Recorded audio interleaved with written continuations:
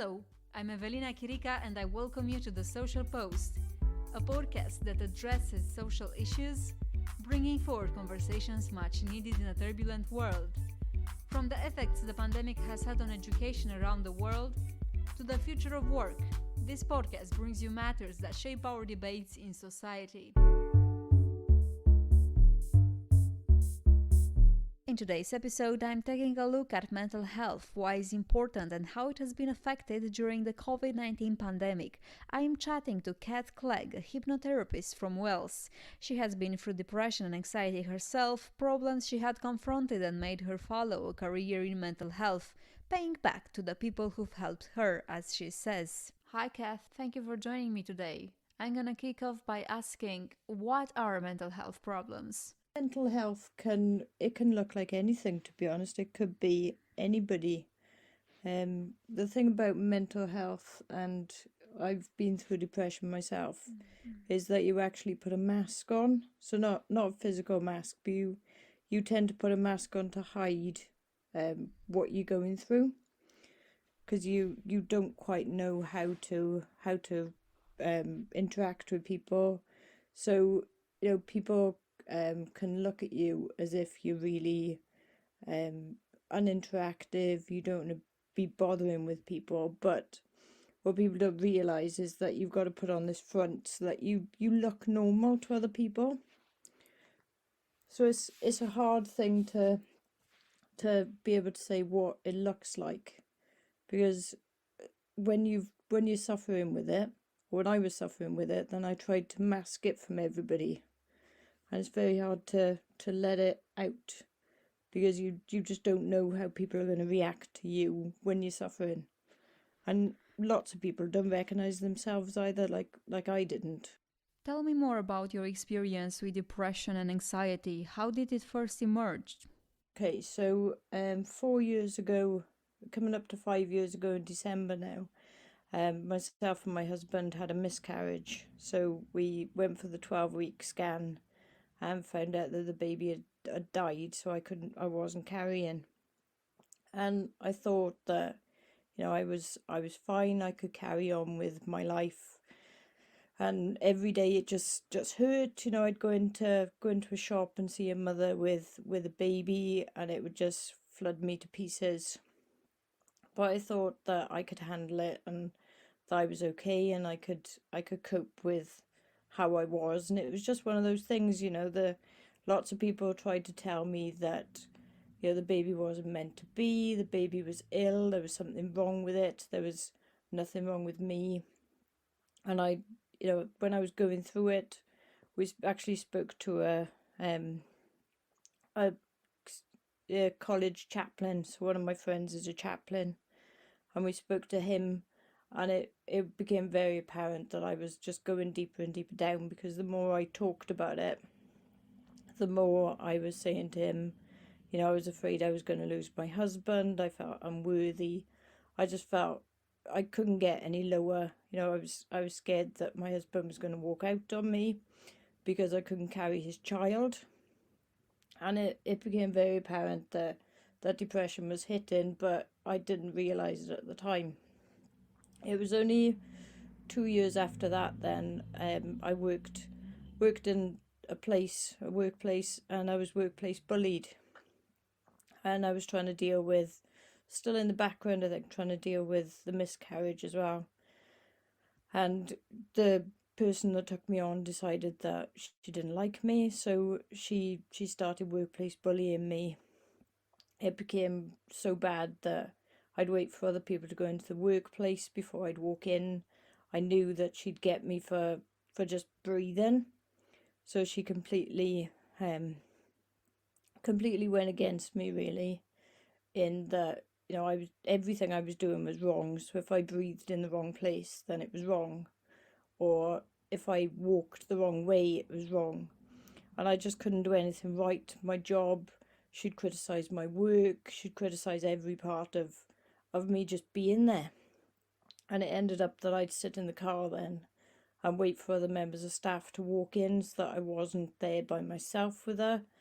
So I'd watch her appear at the beginning of work. I'd arrive about the same time as her, so I'd arrive, half an hour earlier. but I'd sit outside the unit and wait for the people to walk in so that I knew that I was safe, that I didn't have anyone in there, that I wasn't on my own with her, because I knew that if I was by myself, then it was just going to get worse. So I ended up in tears most mornings. It just affected me completely. I could feel that I couldn't cope. My confidence was completely shot. She just wrecked me completely, and I just couldn't. I knew I couldn't cope in that situation long enough, but I didn't want her to get away with being a bully, because I knew if I did, that she'd do it to other people, and I never wanted that.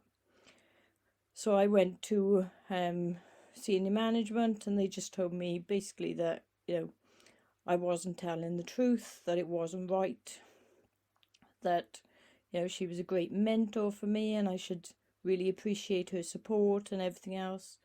What they didn't see is behind the back door there were back words. She had a go at me in front of a member of staff and somebody else, and even they said, that's not right, what did you say that got that attitude? And everybody noticed it apart from senior management, apart from her, I think. So that really hit depression and anxiety in a big way, because it just hit me for 6, and it made me not able to cope with just getting out of bed. Doing the simple things seemed really hard. Walking outside the door, if I had a piece of work to hand in, then it would be really hard for me to hand in, because I knew that it wasn't good enough for her, that she'd criticise some part of it. I'd be doing something wrong that she wouldn't appreciate, she wouldn't approve, and I just lost it completely. So thankfully, I can say thankfully because I was actually laid off. So I went through my 6-month probation and I was laid off. I was told that I wasn't fit to work in the company. It was because we didn't get along, so perhaps I wasn't the match that they thought I'd be, and that was all senior management words. So I was actually sacked after my 6-month probation. And it was after that then that I realised that I started going lower and lower. I didn't want to go anywhere. I didn't want to get out of bed. I didn't want to be with anyone. I don't think I wanted to be alive. I just wanted to be on my own all the time, but I didn't want to be on my own. But I didn't want to be with family, but I wanted to be with family. So it was a very strange and hard time. And it was only weeks after, I think, that I started realising that I was suffering with mental health. My husband and my family were very supportive. My husband especially was really supportive with me. So we chatted a lot about it, and I said to him quite a while after, when I was realising how low I was getting, that I was going through depression and anxiety. At the time of the bullying, he was very good. But I said, I was just, I wasn't coping, and he kind of spotted it was depression, anxiety before I did. So the people that were close to me realised what I was going through before I did. So it was when I went into a different workplace then, it was only that somebody actually said to me, stop being so antisocial, pull yourself together, you should be more friendly, that I realised that I needed help, and that's what brought me to getting help then. And I went to counselling. So I did counselling for about 6 months, and every time we'd bring up the workplace bullying, we'd bring up the miscarriage, and I just didn't feel any better. I found hypnotherapy then. Mental health has been called the health problem of the century, making it a public health concern. As stated by the Mental Health Foundation in the UK, mental health is one of the main causes of the overall disease burden worldwide. Depression followed by anxiety are the predominant problems. In 2013, depression was the second leading cause of years lived with disability worldwide. What are some examples of your favorite habits or practices for mental health care? How can we implement this in our everyday lives? So you can lots of kind of things you can do to help with your mental health is going for a walk, so getting outside in the fresh air, so being outside of the house. Some people like to be by themselves, so go for a walk by yourself or go for a walk with pets. Pets are really good. I've got two dogs, and I dote on them, and they really help because they know when you're feeling sad, they know when you're feeling happy, they know what to do. They just instinctively know.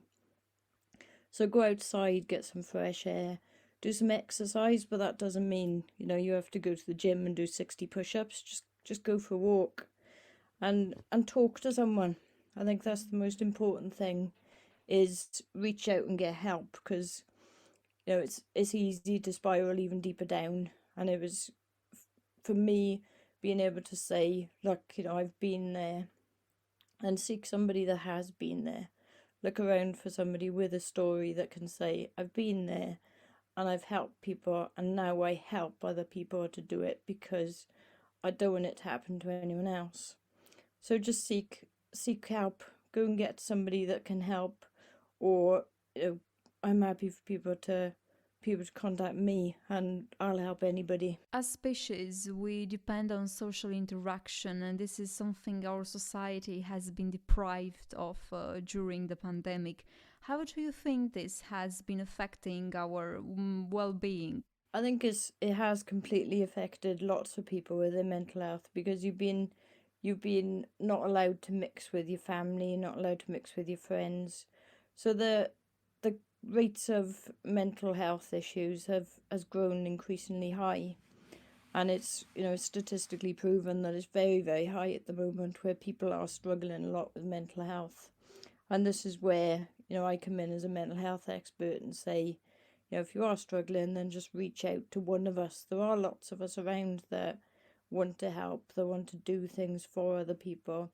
But the pandemic has got a lot to answer for. I think it has shot a lot of people with mental health issues. So it's time for us experts to reach out and say, here I am, come and find me, and I'll help you. How can we support ourselves or others if we notice warning signs? So I think you can support others by talking to them, by being a friend. I think that was the most important thing that I think I missed, was having that close friend to talk to, having people around that understand, but also aren't going to try and counsel you, but just listen to you, so not judge you. And that's where lots of professionals come in that you don't get judged. You just get to sit and talk to somebody and listen to somebody's problems, really.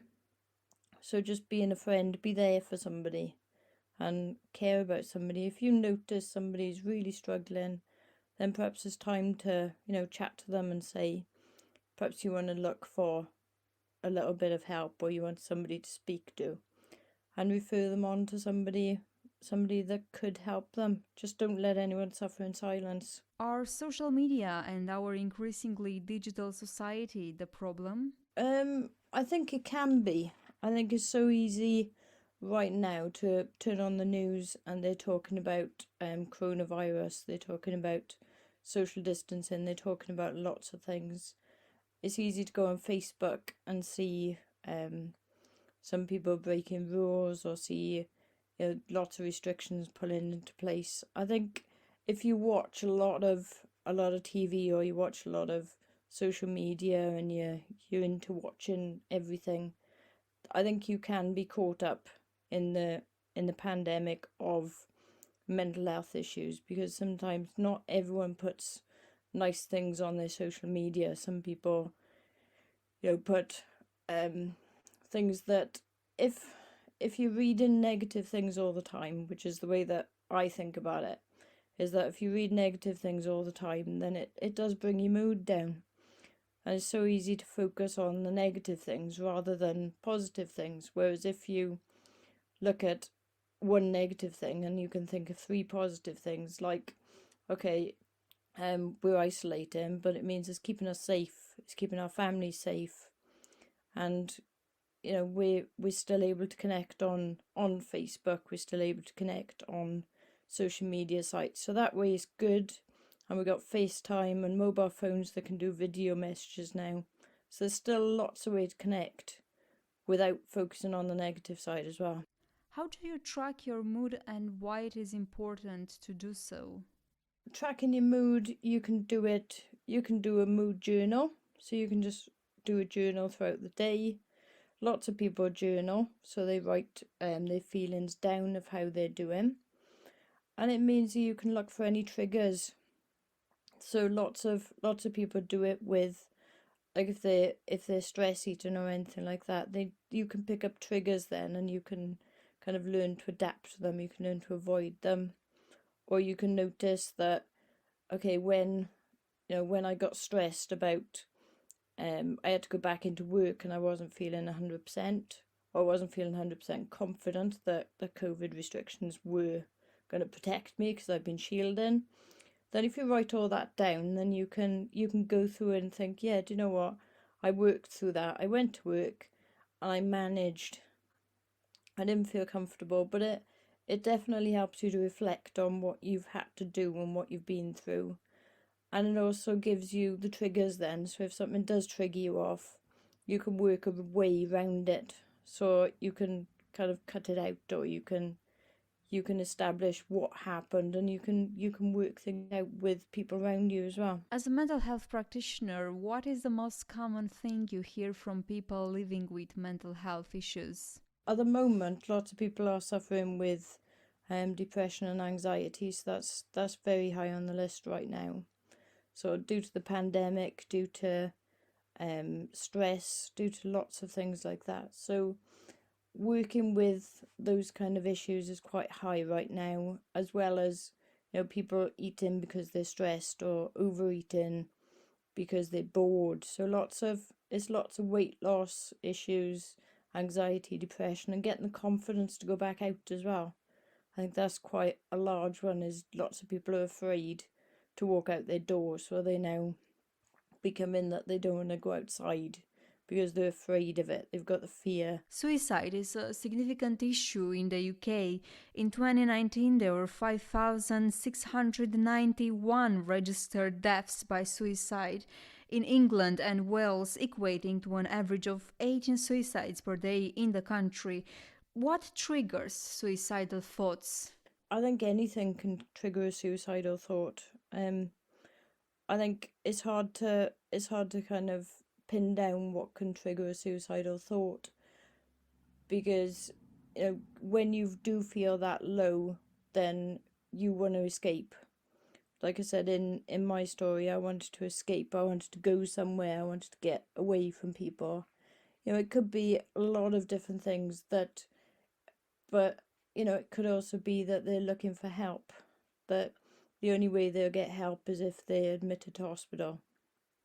And if that means suicide, well, trying suicide, then it means trying suicide. But lots of people just need help, so it's just a way of reaching out to other people and saying, I need some help. Do you feel that the medical and the mental health system is doing everything it can to help and prevent? I think the mental health system is overloaded with a lot of people. Lots of people are looking for mental health specialists and going down the route of going to the general practitioner, who then refers them to the mental health service within the NHS. And sometimes for myself as a hypnotherapist, then I'd like people to investigate other ways of treating mental health. So trying the complementary therapies. There's loads out there. There's Reiki, there's hypnotherapy, there's EMDR, there's loads of things that people can try before they go to the doctor. And I think it's just promoting that there are things other than going on antidepressants, going to the doctor. There's other avenues to explore, and making those known to other people, because I'm not sure how widely known hypnotherapy would be for mental health issues. Emotional well-being plays a significant role in maintaining positive health. It improves life decisions, interpersonal communication, and helps recover from stressful situations or illness. Awareness does not just eliminate stigma, it helps with identification and early treatment. Kat says that getting people to talk about their struggles is the first step to awareness. I think it's getting experts, so getting people to talk about their getting people to talk about their conditions, what's happened to them and what helped them, and getting to talk to the experts as well. So getting like experts on things like this on podcasts and saying, how can you help people? What do you do? And getting them to speak about mental health and promoting it widely. So getting the message out to people, because I think that's the main thing, is getting known about it. I think if I didn't know about hypnotherapy, then I wouldn't have found it. It was something that I had to know about to find it. The first thing people say to you when you suffer from mental health or issues with depression and anxiety, people always say it's good to talk about it. So the first thing you do is look for a counsellor. Well, if you look for a counsellor, hypnotherapy doesn't come up.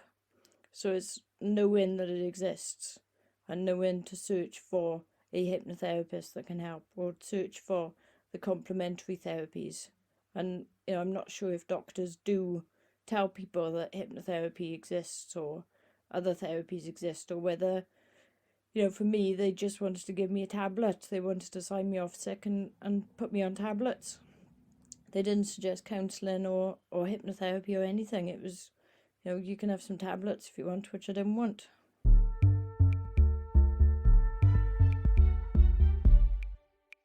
Thank you for listening. I am Evelina Kirika, and you can find me on Twitter at Kirika Evelina. Tune in next week for another episode of The Social Post.